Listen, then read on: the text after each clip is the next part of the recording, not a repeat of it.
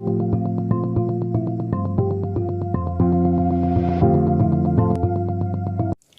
guys, welcome back to my channel in the third part of journal entries, and in today's video I'm going to be explaining about bank entries, depreciation entries, prepaid expense, outstanding expense and many more.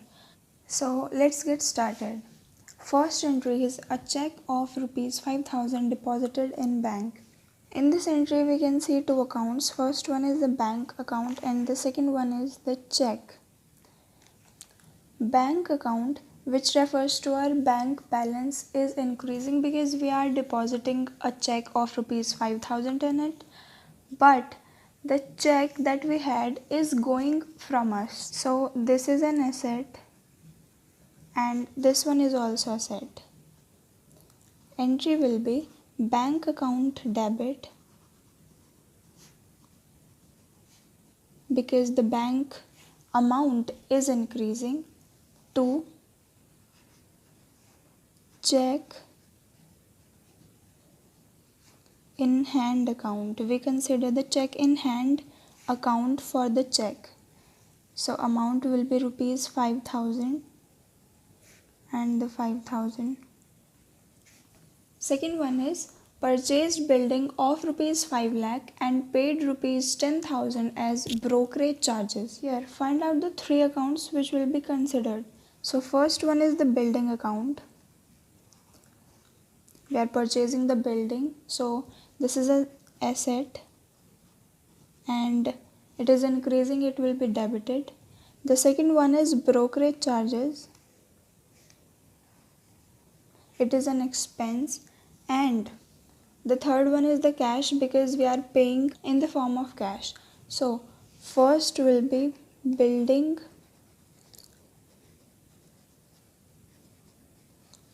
account debit to cash account. Cash is going out of the business. Amount will be 5 lakh plus this 10,000 because we are not considering the brokerage charges. If we are spending on the expenses like brokerage charges at the time of purchasing of building or any other asset, or installation charges at the time of purchase of machinery or plant, that will be considered within the purchase cost. So amount will be 5 lakh plus 10,000. So 5 lakh 10,000 and 5 lakh 10,000. Next one we have is provide 10% depreciation on furniture costing rupees 50,000. Here first account we have is the depreciation account, which is a loss, and the second account is the furniture account, which is an asset. We consider the furniture account because depreciation we're providing it on the furniture, so it is a loss increasing, so the entry will be depreciation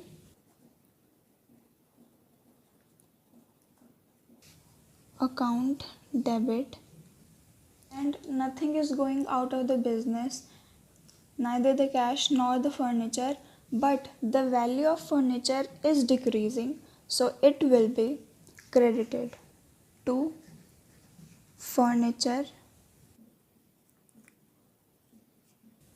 account. 10% of 50,000 will be 5,000. So depreciation will be 5,000. Fourth one we have is paid rent of rupees 500 for next month. Okay, so usually rent is an expense, but here we are paying rent not for this month, we are paying it for the next month, so it is a prepaid expense. Prepaid expense is an asset.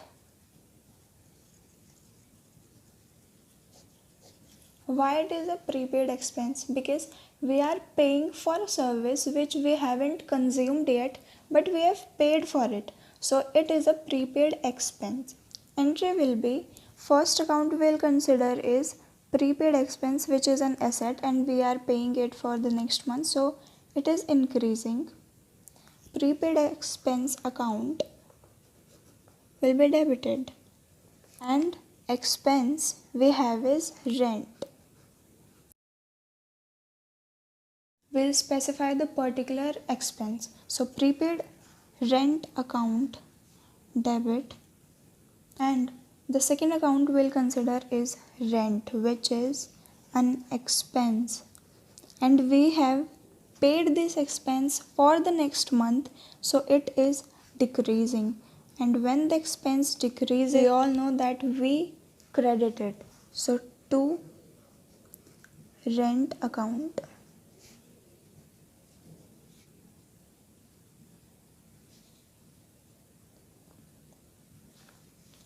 Next one we have is outstanding salary amounting rupees 20,000.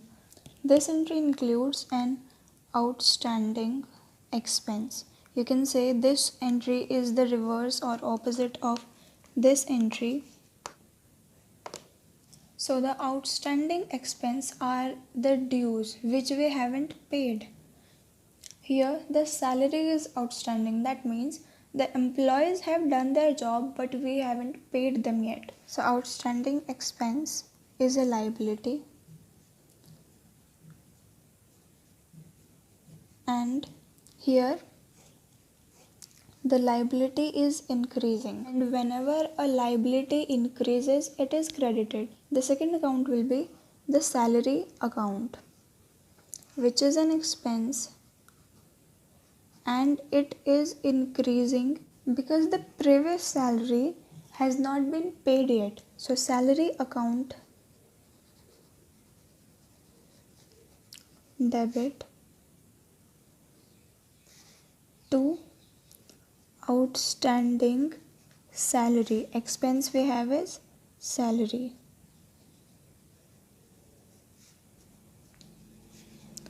Rupees 20,000 and 20,000.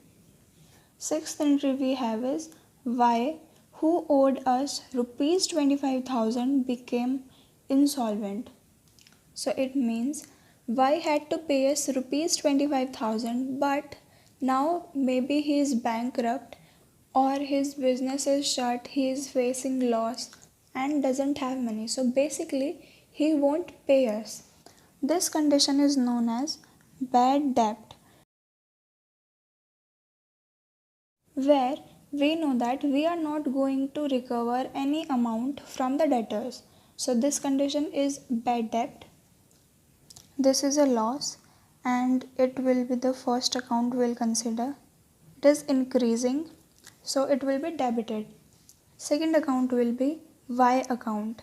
We will not consider the cash account because we are losing cash, but the cash is not going out of the business at this point. So the entry will be bad debt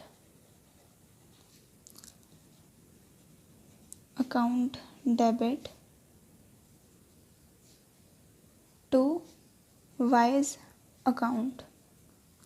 Basically, he is the giver of this loss to us. So we'll credit him and the amount will be 25,000.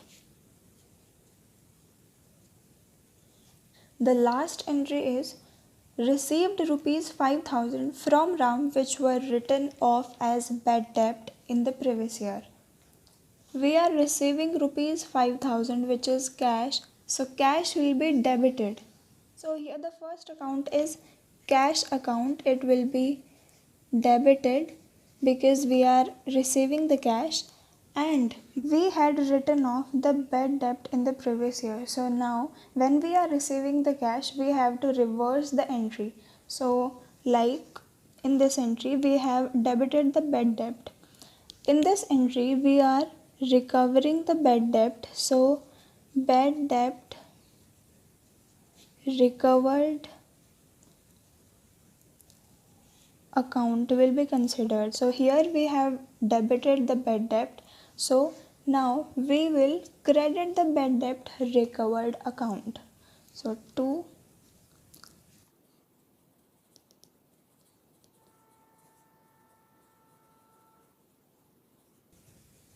bad debt recovered account rupees 5,000 and 5,000. So that's it for today's video. Hope you liked it. If you did, please hit the thumbs up and subscribe to my channel. See you soon in the fourth part of journal entries.